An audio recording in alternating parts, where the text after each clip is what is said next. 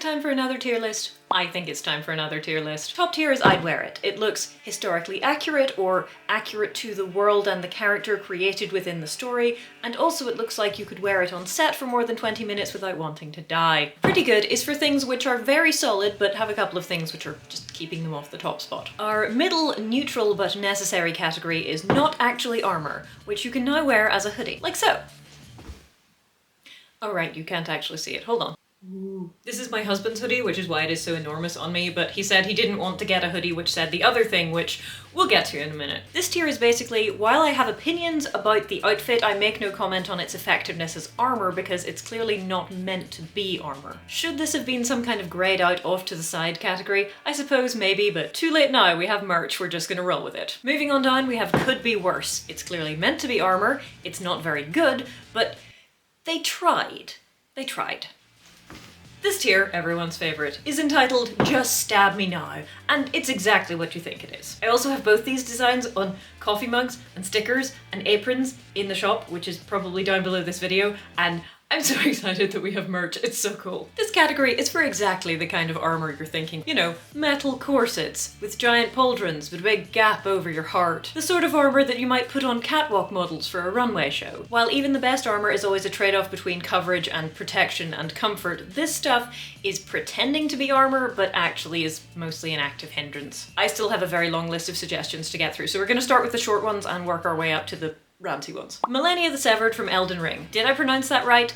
I have no idea. Am I going to check? Absolutely not. The long flowing hair and cape are very much going to be in the way if you try and do anything in melee combat, and that blade is absolutely redonkulous, but on the whole it's very much a look. And since she is apparently capable of summoning magic flowers that rot you, question mark, or something, there's clearly a bit of leeway as far as realism goes because magic.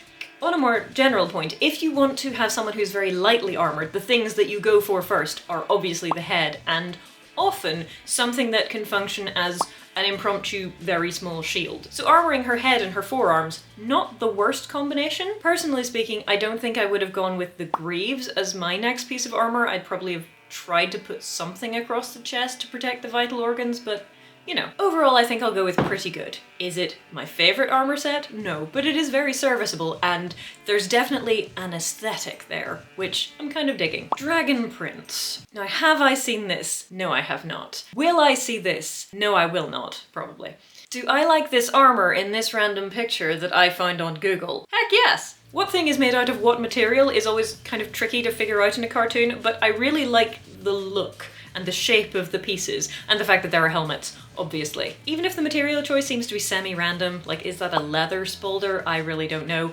I still think I'd wear it. I just like it. Our next one is, and I quote, "The guy in the gold and blue armor" at about 50 seconds into this video I'm sending you. We barely see this dude, so off the top of my 2-second impression, I'm going to give him a pretty good based on the coverage and also this possibly kind of impractical helmet thing that nonetheless looks super cool. That being said, I continued watching the video and we went straight into this shot, and what is up with these archers? I don't know, who even knows? But in the best tradition of video games, these ladies are straight up just stab me now. Sorry archers, I hope you are a very great distance from melee combat because that's just not going to do you any good. For those wondering why just stab me now when they're so far from the fight anyway, if you have arrows then hopefully you're a distance from the main melee combat, but other people also have arrows, or people might run up and try and stab you, so protective clothing might not be a bad idea. And while foregoing protective clothing is a choice you can make in this situation, they clearly haven't. They're clearly wearing pauldrons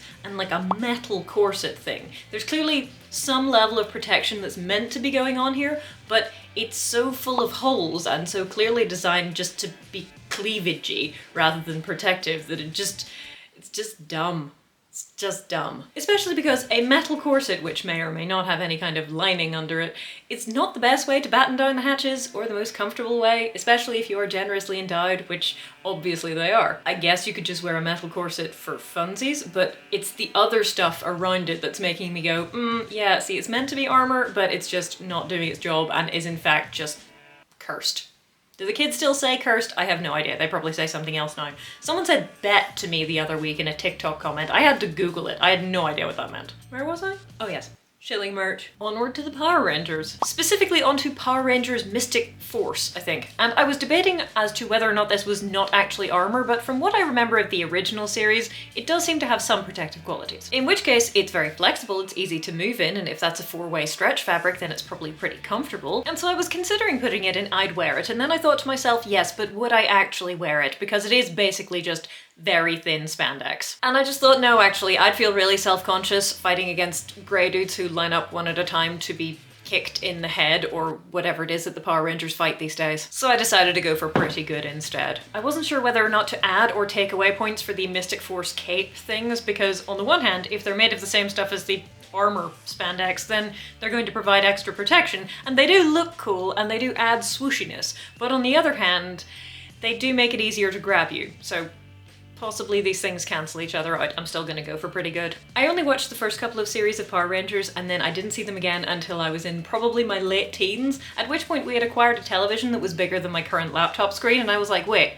how did I not notice that the Yellow Ranger changes to a dude when they get into their costumes? I just thought that Trini didn't want a skirt on her costume, which, you know, you do you, girl. Apparently I was not a very observant child, but there we go. But while I was looking for Power Rangers, I saw that there had also been a movie, and I want to talk about the armor in that because, like the older Power Rangers outfits, it does cover the entire body and the head. Always a plus. That being said, it does look uncomfortably tight, particularly for the ladies with the breast cup situation. To explain my problem with this, I think we need to contrast it with something like the armor in The Mandalorian, because you can clearly tell that the armor in The Mandalorian is very close-fitting and so has to take female anatomy into account, and that includes boobs.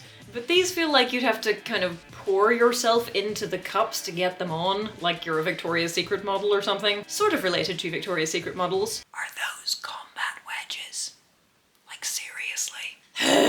Fine, okay, this is going in could be worse, because you know what? It could be worse, but you are on notice for the boob cups and the combat wedges, because no thank you to both of those things. Our last one for today is a long one, so strap in. This is Keira Knightley as Guinevere in King Arthur 2004. I have actually watched this movie twice, and the second time I watched it knowing what I was getting into, so more fool me, I guess? I thought I was going to go for not actually armor, but then I thought, what about all this weird metal leg decoration? But then I thought, no, it's definitely not actually armor, because all the blokes are shirtless and she's clearly only wearing this leather bra looking thing for modesty reasons rather than to be actually protective of anything. Like, you could argue it either way, because she does have a bracer for archery and she does have metal stuff on her legs, but I feel like not actually armor is what they were going for, because they're meant to be Celts, right? And Celts were known for going into battle very lightly or not at all armored, or even entirely naked but just with a really big shield. Regardless, I still have some opinions about the amount of leather in this getup and also about how you're supposed to get it on. Specifically, I'm looking at this leather bra sort of thing and going, is this going to be really tricky to get in and out of?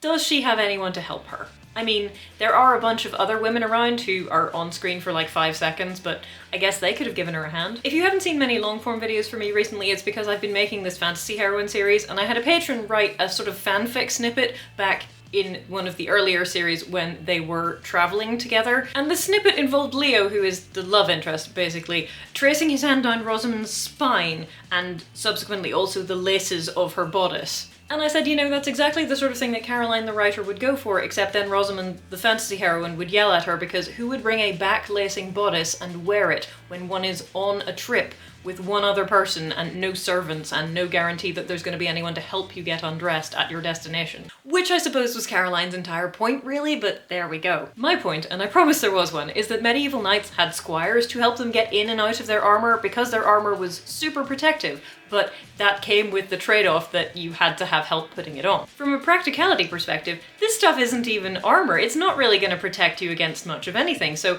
why would you deliberately wear something into battle that's difficult to get on and off? Okay, so aside from the aesthetic, I have just thought of another potential reason for that, but we're not going to mention that one. Moving on, I feel really sorry for everyone in this film because it just looks so cold, and they're wearing so little clothing. It is canonically winter, and you're out there half-dressed. Why? Never mind the battle, you're gonna catch your death going out in the cold like that. If it's summer, I mean, crack on. You should probably line all of those leather pieces because otherwise the chafing is going to be terrible, but winter? Really? I need another hoodie just thinking about it. Not even trying to be subtle that I have merch at this point. I suppose in the defense of these not terribly historically accurate outfits, at least everybody who is wearing a bikini has some nice straps to hold that bikini up. So that could be worse, even if they are, as I mentioned, probably chafing quite a lot. As a general point when thinking about wearing clothing that's not meant to be armor but you are meant to fight in, strapless breast bindings, generally a terrible idea. First of all, unless you're not particularly generously endowed, they're either not going to do much or they're going to restrict breathing in your upper chest. Women in general have a lower VO2 max and lung capacity than men, so if you're going to be fighting some people, and those people probably include dudes, why would you deliberately restrict your ability to get oxygen into your body? Seems like a bad plan. And even if you don't actually need any breast support, who wants their modesty covered by a strip of fabric that's mostly held up by tension and hope? If it's not armor they're wearing into battle and you need to provide breast support, use whatever, but give them some gosh darn shoulder straps. Or at least some kind of corset arrangement where the weight is taken by your back. In conclusion, this stuff does not at all suit the weather, and I really hope that you've lined all of that leather, but you have made some attempt at internal consistency, and clearly it's not meant to be functioning as armor, so go off, I guess. If it were meant to be armor, however, you would very much be inviting a stabbing. And that's what we've got for today. It's been a while since I've done one of these, they're a lot of fun. For those of you who joined the channel for the Fantasy Heroine series, or are otherwise just invested in it, it will be going up next week sometime, I think, unless you're a patron or a channel member, in which case we're already deep into series 4. If you're thinking I might like some Just Stab Me Now or not actually armor merch for Christmas presents or whatever, then you can get a Black Friday deal, because we have that in the UK, even though we don't do Thanksgiving, and you can check the link in the pinned comment or in the description, or there might just be things underneath this video that you can click on. Who knows? But either way, thank you for watching, happy Thanksgiving if you are American, and I will see you soon.